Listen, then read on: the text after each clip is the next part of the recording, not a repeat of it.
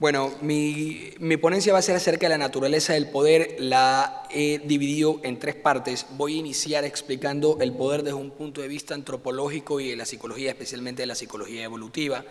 Para la segunda parte, entrarme en lo que es la teología política, para entender la naturaleza del poder y la lógica institucional y jurídica. Para finalmente, la tercera parte, estudiar las escuelas que hoy son muy preponderantes en los Estados Unidos, más que en Europa, las escuelas de la política del poder para entender las relaciones internacionales entre las comunidades, entidades políticas que hoy conocemos como naciones-estados. Bueno, la antropología generativa abre las puertas a un mejor entendimiento de la realidad desde un punto de vista subjetivo, pero coordinando las representaciones subjetivas especulativas con los estudios empíricos de neurociencias, biología y psicología evolutiva. El antropólogo francés Eric Gans ve al lenguaje como una arbitrariedad capaz de crear una realidad mediante señales y símbolos, siendo las señales horizontales como en el reino animal y los símbolos verticales, lo cual es una particularidad del ser humano, la verticalidad de los símbolos. Esto es porque los símbolos subsisten no en el mundo real, sino en el lenguaje mundo, que es subjetivo, el cual está por encima del mundo real. Los especialistas debaten sobre un origen antiguo del lenguaje. Hace 2 millones de años, desde el Australopithecus, Homo habilis, luego Neandertal y el Sapiens, con una actividad simbólica primitiva que evolucionó conforme evolucionaba el cerebro humano, el tamaño del cerebro humano. O también hay una teoría que explica un origen más tardío, de hace unos 50.000 o 10.000 años. Es curioso notar que teorías más tardías, por ejemplo la de Noam Chomsky para el origen del lenguaje, dejarían un vacío, ya que lenguajes con sintaxis estructurada aparecerían al mismo tiempo que aparecen los símbolos, lo cual sería extraño, ya que la sintaxis lo que hace es representar a los símbolos que cargan semántica. Gans considera que para que existan símbolos, estos deben poder ser memorables, para lo cual, de forma especulativa, construye una imagen original del hombre, en la cual una manada encuentra un objeto que más de uno de los miembros desea y por tal motivo explota una espiral de violencia. La violencia disminuye a medida que los individuos en conflicto difieren su deseo de manera mimética, es decir, se imitan entre ellos, al ver que uno de ellos comienza a retroceder o a calmar los ánimos.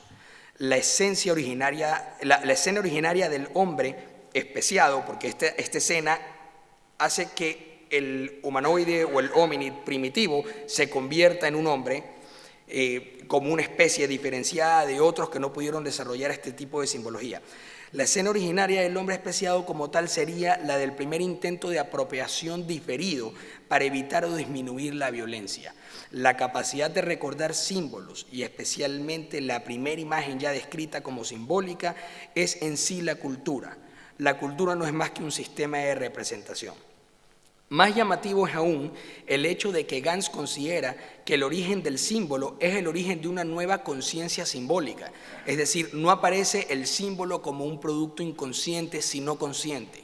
Y lo más ambicioso de la teoría es que el origen del lenguaje y la cultura están ligados a lo sagrado, lo cual sería el deseo, resentimiento, sacrificio y lo que Gans llama las 3 E, ética, economía, estética. Esta nueva simbología consciente da paso a la aparición de una nueva especie de homos que se diferencian de los demás debido a su capacidad de simbolizar. Estos comienzan a cooperar entre ellos y a reproducirse entre ellos, apareciendo un patrón de selección natural impulsado por la nueva cultura concebida. Esto es lo que los biólogos Richardson y Boyd llaman coevolución de genes y cultura. Estos nuevos humanos serán capaces de formar comunidades, desarrollar herramientas sofisticadas, crear jerarquías con finalidad de sobrevivir, eliminando competidores de ser necesario. Todo esto inspirado en lo que entienden como sagrado o trascendente, que sería el mediador sagrado que difiere la violencia, o como diría Jordan Peterson, el famoso psicólogo canadiense, la idea de un ideal preferido. Las sociedades humanas, gobernadas por interdicciones sagradas, podrán soportar mejor las presiones miméticas que aquellas que no lo estén. como se evidencia de las riñas y conflictos irracionalmente destructivos de los chimpancés. Gans compagina su idea o teoría con los estudios del neurocientífico Terrance Deacon, el cual identifica el origen del lenguaje simbólico como la causa del inusitado desarrollo del córtex prefrontal del cerebro humano, debido a presiones evolutivas de supervivencia por aptitud. Deacon, en su libro, no está traducido al español, se llama The Symbolic Species, la especie simbólica, llegó a conclusiones similares a las de Gans, pero sin elaborar una teoría de lo que significa representarse los símbolos. Gans concluye con la aseveración de que lo sagrado y la religión son indispensables para entender la interacción ética de los seres humanos. En su opinión, la humanidad fue constituida literalmente sobre la premisa de que Dios o la deidad es el centro del círculo humano, y la deidad vendría a ser el signo símbolo original. En psicología social hay un famoso psicólogo en los Estados Unidos que es un seguidor de Emile Durkheim, que se llama Jonathan Haidt, profesor en la Universidad de Nueva York, y él ha hecho investigaciones que han sido muy famosas respecto al origen del matrix mental de la moralidad del ser humano. Haidt se basa precisamente en antropólogos y en estudios de personas como Gans o también de biólogos para poder entender cómo el ser humano crea la matrix moral en su mente. Él atribuye a la evolución, Jonathan Haidt atribuye a la evolución la aparición de receptores morales en la mente del ser humano, los cuales serían el cuidado con su contrario, que es el daño, lo sacro con su contrario, que es la degradación, la autoridad con lo contrario, que es la subversión, la lealtad con lo contrario, que es la traición, la ecuanimidad con lo contrario, que es la trampa, y libertad con lo contrario, que es la opresión. Haidt cree que hubo un momento en que los homos primitivos cruzaron lo que él llama el Rubicón, mediante el lenguaje estructurado sintácticamente, aproximadamente hace unos 10.000 años, producto de cientos de miles de años de intencionalidad compartida o colectiva, lo que se conoce como socialidad en dos pasos. Es una teoría desarrollada por un antropólogo especialista en chimpancés que se llama Michael Tomasello. La intencionalidad colectiva es lo que diferencia al hombre de otros primates, como ha demostrado Michael Tomasello en sus estudios sobre chimpancés, los cuales, los chimpancés, tienen dificultades para cooperar no por falta de inteligencia, sino por no tener un gran desarrollo en la capacidad de entender y compartir las mismas intenciones del otro chimpancé con el que están interactuando. El cruce del Rubicón sería cuando un grupo que compartía un entendimiento común de cómo las cosas debían ser hechas siente un destello o choque disruptivo de negatividad cuando un individuo viola dichas expectativas. Así aparece el matrix moral en la mente. Es de esta forma que los humanos forman comunidades morales como producto de normas compartidas, instituciones y dioses, por las cuales están dispuestos a pelear, matar y morir para defender. Haidt nutre sus estudios con los estudios sobre comunidades religiosas de Emile Durkheim y los estudios empíricos de Richard Sossis para llegar a esta conclusión. La socialidad del ser humano, como la capacidad de moralizarse mediante el diferimento de la violencia entre similares y la canalización de la misma contra enemigos, es genialmente representada en el estudio de pacificación genética y formación del Estado del antropólogo y psicólogo Henry Harpending y Peter Frost, respectivamente. Ellos demuestran empíricamente, con la estadística en la mano y con teoría evolutiva, que entre los siglos XII y XVIII Europa occidental experimentó un decrecimiento de la violencia individual criminal de forma dramática, lo cual lo correlacionan fuertemente con el hecho de que durante ese mismo periodo de tiempo, especialmente entre los años 1500 a 1750, se ejecutó al 1% de hombres por cada generación, disminuyendo así el volumen de la piscina genética de genes con este tipo de agresividad, tanto por exterminio como por selección natural, lo que vendría a ser una presión para la coevolución de genes-cultura. Los remanentes de esta agresividad ahora serían residuales y relacionados a condiciones de estrés, celos y demás reacciones de tipo patológicas. Ciertamente este estudio no trata sobre la violencia organizada, lo cual conocemos como guerra, que más adelante trataré. Como podemos ver, la moral aparece como un recurso pacificador y al mismo tiempo retributivo, defensivo y ofensivo. para cohesionar grupos y castigar a los violadores de normas. Es notorio que la moral vista de esta forma no sería la no fuerza, sino fuerza debidamente ventilada, lo que Nietzsche vería como voluntad de poder, que es, en su opinión, el origen de la moral mediante la cual los seres más heroicos y nobles dan las pautas de las mejores formas posibles de supervivencia, de conformidad con sus deseos naturales, siendo el más sagrado el instinto deseo de supervivencia. Por así decir, se aristocratiza el hombre porque se vuelve de una constitución heroica y combativa y más refinada, se aristocratiza el hombre común para salir del barbarismo y elevarse como héroe o superhombre de su moral de supervivencia. Ahora veremos cómo la fuerza, el poder y en cierto grado la autoridad son casi lo mismo bajo el prisma de la organización humana. Entrando a la segunda parte de la teología política y lo político, la autoridad y el poder. Según los estudios antropológicos, especialmente los de Christopher Boehm en su libro La jerarquía en el bosque, desde el Neolítico las sociedades primitivas humanas tenían jerarquías bien estructuradas de organización. En cierta medida parecía la de los chimpancés. La jerarquía era establecida por el macho alfa, cuya fuerza le dotaba de capacidad de dirección y supremacía. Sin embargo, la jerarquía podía verse en riesgo de ser invertida si el alfa era demasiado agresivo y no dirigía al grupo en beneficio del colectivo. Por lo tanto, se forma en la mente del hombre primitivo un ideal del buen gobierno. El poder por sí solo no era suficiente para la estabilidad de la jerarquía, sino que también era necesario dotes de bondad y talento en la capacidad de dirección para tener estabilidad en el mando. El poder por sí mismo es dictadura, según nos enseña Donoso Cortés, pero el poder con habilidad y cierto grado de beneficio colectivo confiere autoridad. Auctoritas como infalibilidad y potestas como soberanía del orden, según Maquiavelo y Marsilio de Padua, son el fundamento del poder político. Esta combinación trae como consecuencia la legitimidad. Ahora, continuando, para poder entender lo que es el poder y soberanía, el soberano es quien decide sobre el estado de excepción, según las enseñanzas de Carl Schmitt. Esto es el caso límite, que se sale de la norma, aunque puede ser jurídico, pues puede estar previsto jurídicamente que el caso límite puede existir y alguien tiene que tomar una decisión. Soberanía es, por tanto, el poder supremo y originario de mandar. Aquí se funden poder y soberanía, se vuelven indistinguibles en uno solo, pero también la autoridad. Diría de Maistre que la infalibilidad del orden espiritual y soberanía del orden político son la misma cosa. El ejemplo más palpable de soberanía-poder antropomórfico es el del Estado máquina de Hobbes, como árbitro final de los conflictos internos y externos. La tendencia de nuestra especie a dar forma humana al poder, como ya he demostrado, es ancestral y enraizada en nuestra naturaleza. Es por eso por lo que las entidades abstractas como el Estado tienen tanta personalidad y poder soberano como el monarca.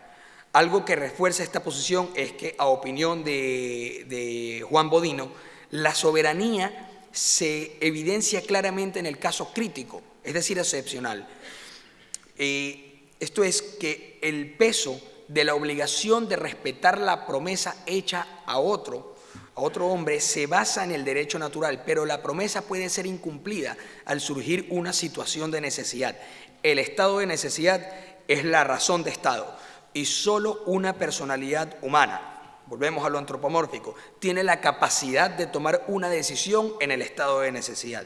Es así que el orden jurídico, para ser tal, descansa en una decisión, pues toda norma, para tener vigencia, necesita ser aplicada.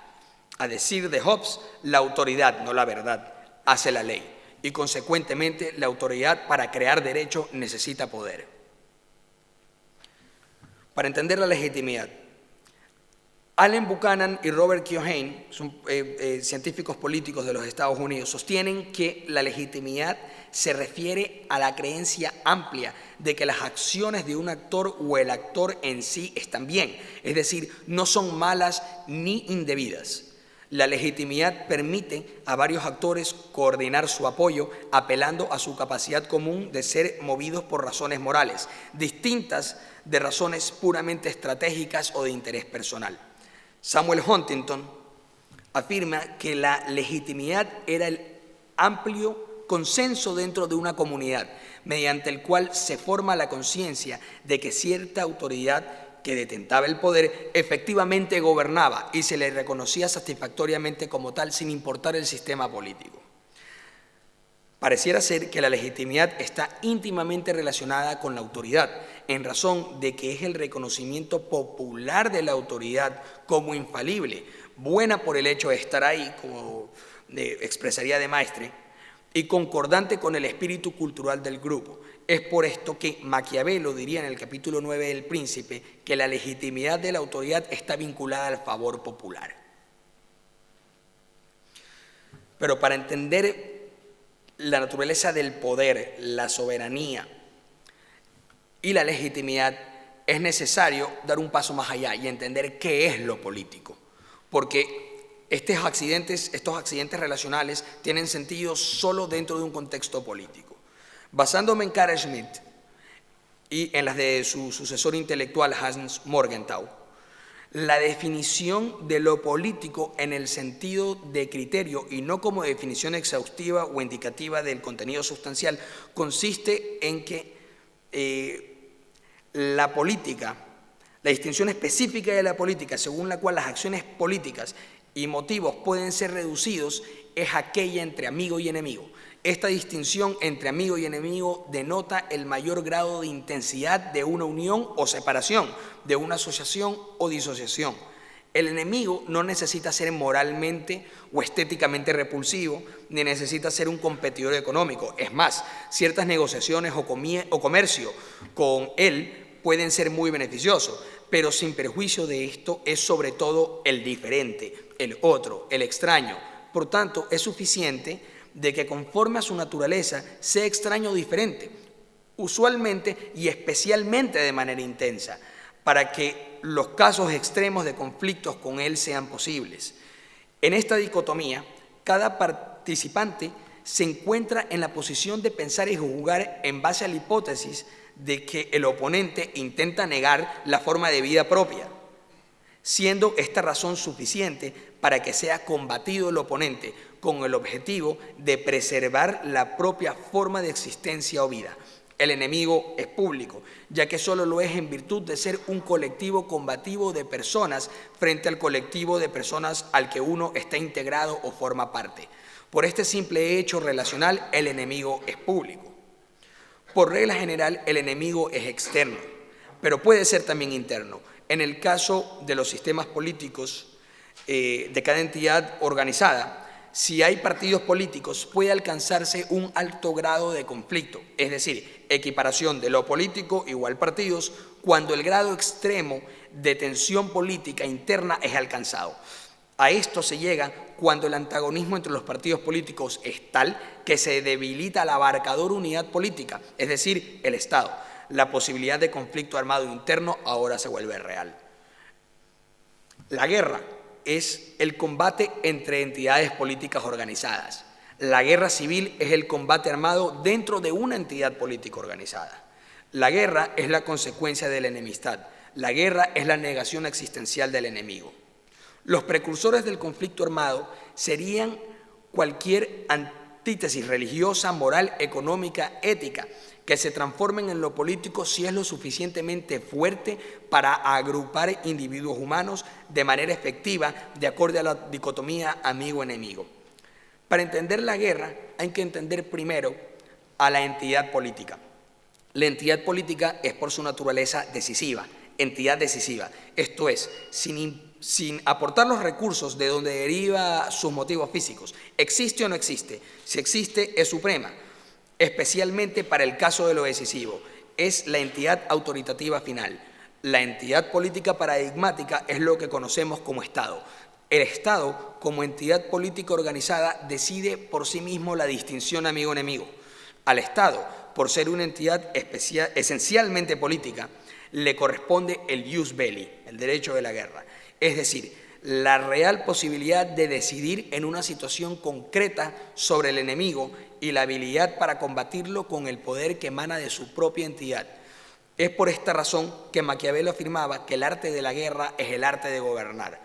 Por lo tanto, lo que permite identificar a una entidad como política es la capacidad de promover el paso decisivo, que es estar en la posición de prohibir a sus miembros participar en guerras o la de negar la condición de enemigo a cierto adversario.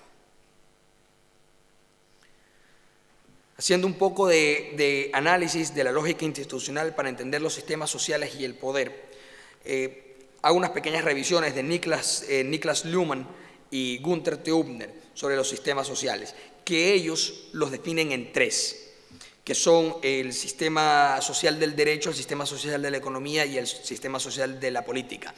Según estos autores, que son funcionalistas, no hay una jerarquía entre los tres sistemas, sino que están de forma horizontal y se nutren y se retroalimentan entre ellos.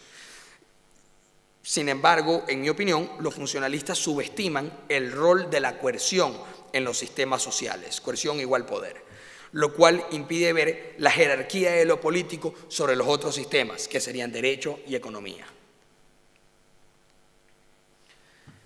Según el jurista escocés Neil McCormick, el poder es relacional, es decir, es interpersonal, pues cuando el individuo tiene poder sobre otro, afecta los intereses del otro sin tomar en cuenta su consentimiento.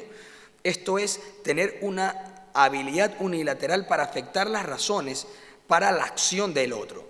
El poder puede manifestarse físicamente, como la fuerza, como compulsión psicológica o como operativo mediante la razón, haciendo posible entender la acción humana y comportamiento en el contexto de cierto tipo de relación motivacional y racional para aquel, pero siempre respaldado por la fuerza para tener efectividad. Así él define diferentes conceptos de poder. Habla del poder fáctico, que es cambiar la situación fáctica logrando que los intereses de otros resulten afectados. En consecuencia, las razones para la acción o inacción del otro resultan alteradas. Poder económico, colocar y disponer de recursos, así como poder negociarlos en virtud de la posición y la cantidad de recursos que se tienen. Puede convertirse en una forma de poder político. Poder normativo, cambiar las formas dentro de un orden normativo en qué es bueno o malo actuar. El poder legal, que es una subclase del poder normativo, es la habilidad de una persona para cambiar la situación legal de otra, creando un nuevo deber o la expansión de uno ya existente, o convirtiendo en malo aquello que no lo era, o confiriendo o extendiendo o restringiéndolo, o anulando algún otro poder. Finalmente, poder político, poder sobre las condiciones de vida de una comunidad humana o sociedad. Es la habilidad de tomar decisiones efectivas en lo concerniente al bienestar de una comunidad y en todo lo que afecte a la distribución de los recursos económicos disponibles. Este tipo de poder está más relacionado con el poder fáctico, ya que no trata sobre lo que las personas deben o no deben hacer, sino que trata sobre lo que efectivamente hacen. La conexión entre poder político y legal se da por la necesidad de legitimidad que demanda el miembro de la comunidad en relación al que decide, al que toma las decisiones. Porque de lo contrario fuera un poder netamente físico, que sería, como explica Donoso Cortés, dictadura. Bueno, ahora voy a explicar las escuelas preponderantes en los Estados Unidos, pero también hay pensadores en Europa. Realmente son escuelas del poder, tienen origen en Europa, la escuela realista, arranca con Maquiavelo, tenemos Duque de Olivares también en España, Richelieu, pero en el siglo XX en Estados Unidos y siglo XXI han sido profundizados los análisis. Tenemos tres tipos de escuela, que hay la escuela liberal y tenemos la escuela realista defensiva y la escuela realista ofensiva. Voy a iniciar primero con la escuela liberal. Las teorías liberales enfatizan las prescripciones, es decir, las normas, como condicionamientos culturales que disminuirían las guerras, algo propuesto por Woodrow Wilson y por Kant, así como también la interdependencia económica, la cual, según los teóricos liberales y progresistas, desincentivan la guerra. debido a que las pérdidas económicas exceden las ganancias que darían el comercio internacional. El énfasis prescriptivo se enfoca en educar a los estados para que se conformen con los estándares internacionales de comportamiento.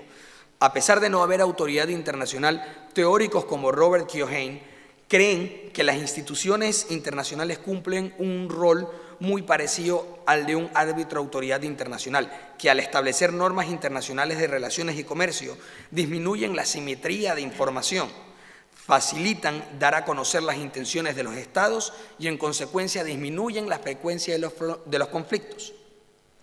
Los liberales sostienen que la simetría de información, la democracia y el comercio internacional condicionan a los estados a colaborar y evitar conflictos. Entre pensadores de esta línea están Keohane, Francis Fukuyama, que es un conocido de muchos, y Joseph Nye, que es un profesor de ciencias políticas en Harvard.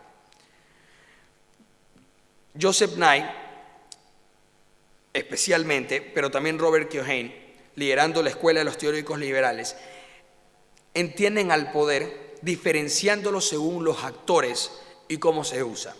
Nye analiza el juego de poder haciendo alusión a un tablero tridimensional, en el cual sitúa en la primera dimensión el poder militar, en la segunda dimensión el poder económico y en la tercera dimensión las relaciones transnacionales que cruzan las fronteras fuera del control de los gobiernos. Esto de aquí vendrían a ser el Internet, relaciones corporativas, movimientos sociales, etc.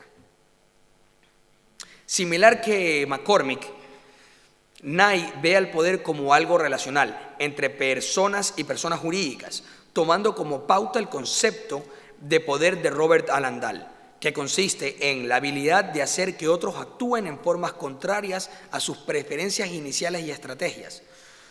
Considera que ver al poder solo como recursos militares y económicos es reduccionista. La combinación de poder como relación y como recursos es lo más óptimo, a lo cual él llama poder inteligente, que vendría a ser la forma moderna de poder. Es por esto que él llega a dividir al poder en dos formas: poder duro y poder blanco.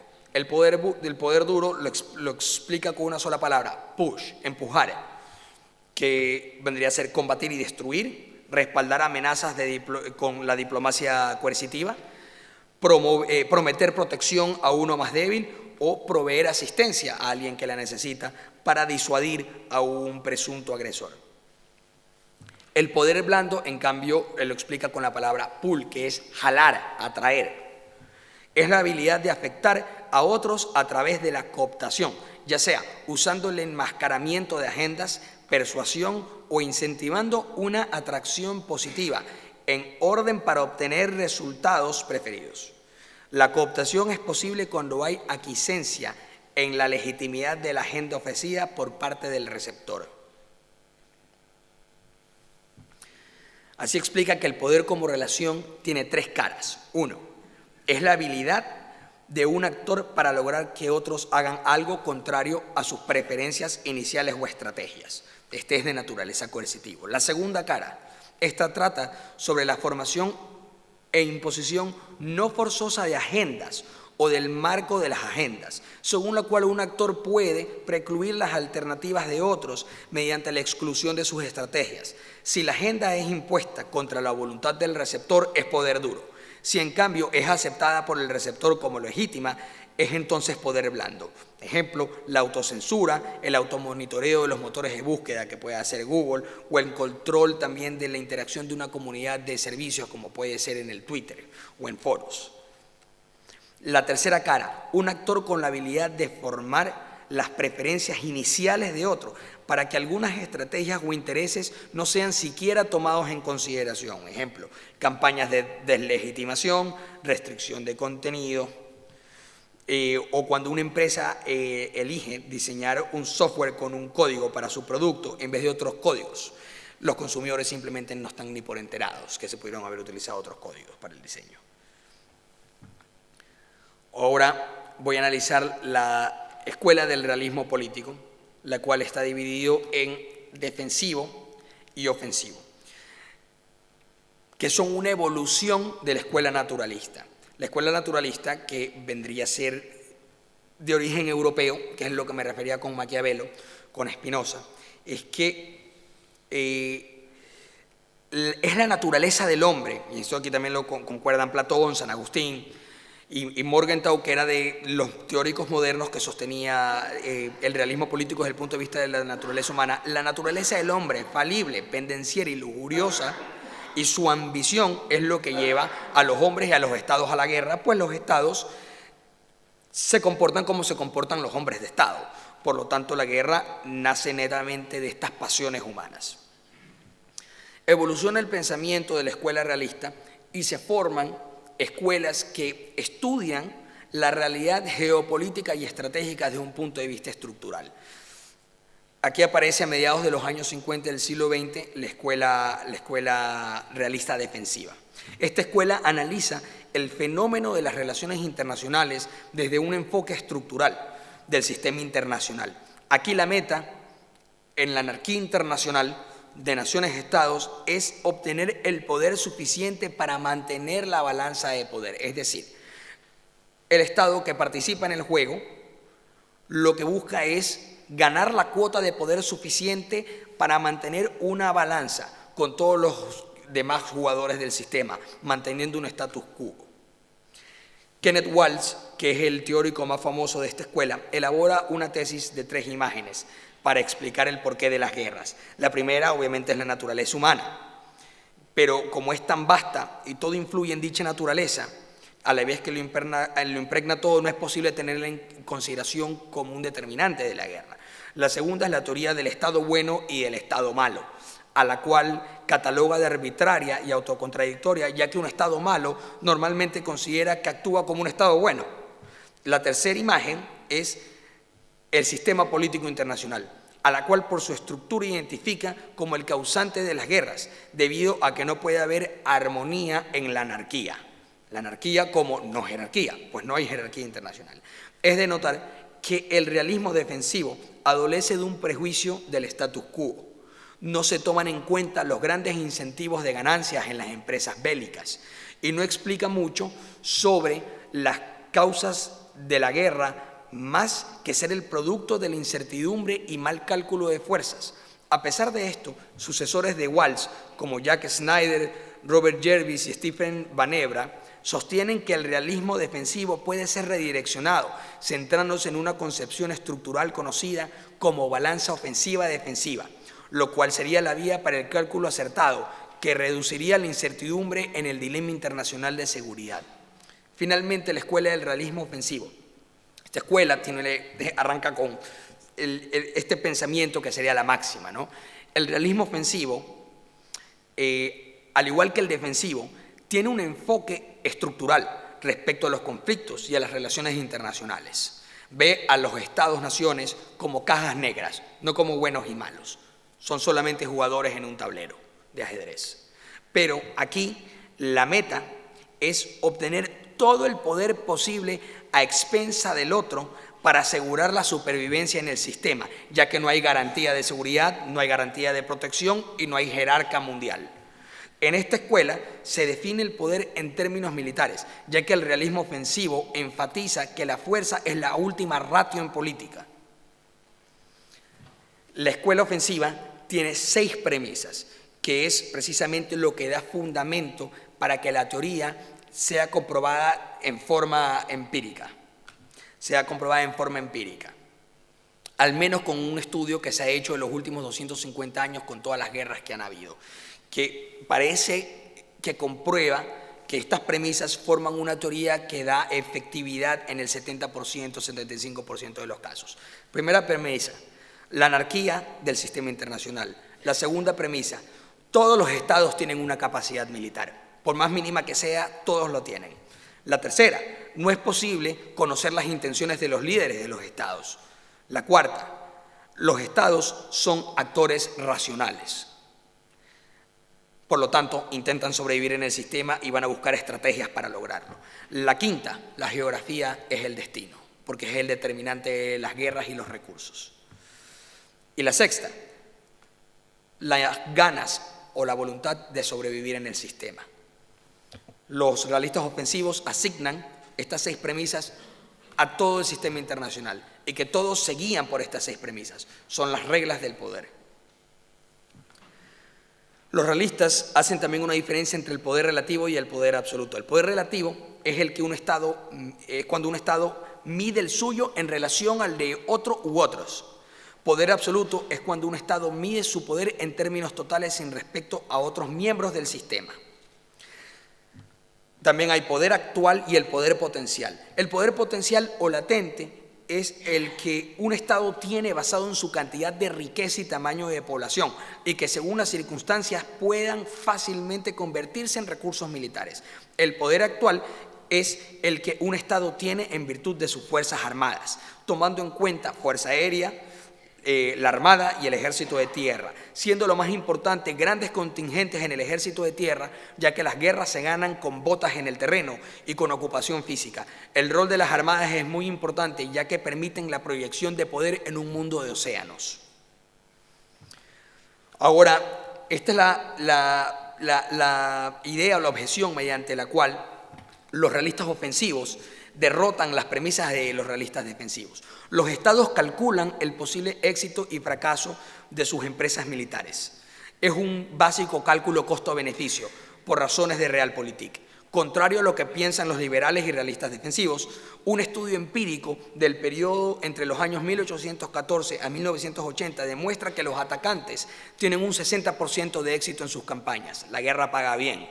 Difícilmente la guerra sea solo un producto de un dilema de seguridad y mal cálculo de fuerzas. Sin embargo, los mares dificultan la expansión y movilización. La hegemonía global no es posible debido a la carencia de recursos y al poder de freno que ejercen los mares. Además, se debe tomar en cuenta el nacionalismo como la ideología política más poderosa en la actualidad, lo cual hace muy difícil la ocupación de múltiples territorios, pues las poblaciones doblegadas lucharán por su identidad para sublevarse y derrotar a los invasores, como ya lo hemos visto en Irak y Afganistán recientemente. El sistema internacional, por lo tanto, tiene 3 tipos de polaridades. Unipolar, cuando hay un solo hegemón en el sistema.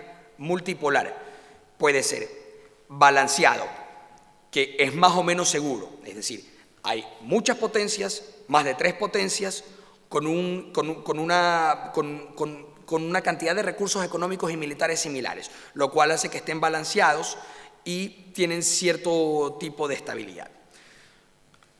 Y hay también el sistema multipolar de balance con tendencia hegemónica, es decir, que hay un presunto hegemón que desbalancea el status quo del balance, lo cual hace a este sistema multipolar mucho más volátil. De hecho, empíricamente se ha demostrado que el sistema multipolar con tendencia hegemónica es el más volátil. Por ejemplo, la Alemania guillermina, la Francia revolucionaria y napoleónica, Austria, los principados alemanes, Rusia tenían un poder parecido al de Francia, pero Francia era un poquito más poderosa y eso incentivaba lo suficiente a Francia para lanzarse a la conquista. Y existe el sistema bipolar, que es ejemplo de la Guerra Fría. Este es el más estable. ¿Por qué? Porque como no hay múltiples jugadores, solamente hay 2, tienen que balancearse entre ellos. Por lo tanto, el riesgo de conflicto disminuye drásticamente. La Guerra Fría así lo demostró, solamente con guerras proxies y las potencias grandes jamás combatiendo directamente, porque el costo del conflicto era extremadamente alto y se balanceaban mutuamente. La vigilancia mutua genera seguridad. Finalmente, las estrategias. Ya con esto termino la conferencia. Las estrategias que siguen las potencias vendrían a ser las siguientes. Balancear, es decir, yo balanzo con los recursos que tengo la fuerza actual o potencial del otro. O también puedo, que esta sería la segunda estrategia, pasar el balón. Es decir, si yo veo que hay un Estado que quiere comportarse de forma agresiva, intento que no me ataque a mí, sino que le hago atractivo que ataque al de al lado o que ataque a otro. Eso sí, la geografía se interpone en esa estrategia de pasar el balón. Y aquí vienen las 2 últimas estrategias que son las que jamás hay que seguir en el sistema internacional y son a la cual los estados débiles y pequeños están condenados, que son subirse al tren, Es decir, no te queda más que treparte al tren de la guerra de un posible hegemón, porque calculas que el pedazo del pastel que te quede como resultado de esa guerra te va a beneficiar. Y si no te subes al tren de ese hegemón potencial, te van a castigar. Y finalmente, ceder. Es decir, el costo de defenderse es muy alto frente a una potencia considerable, por lo tanto, es mejor ceder a las exigencias de esta potencia. Estoy concluido. Muchas gracias.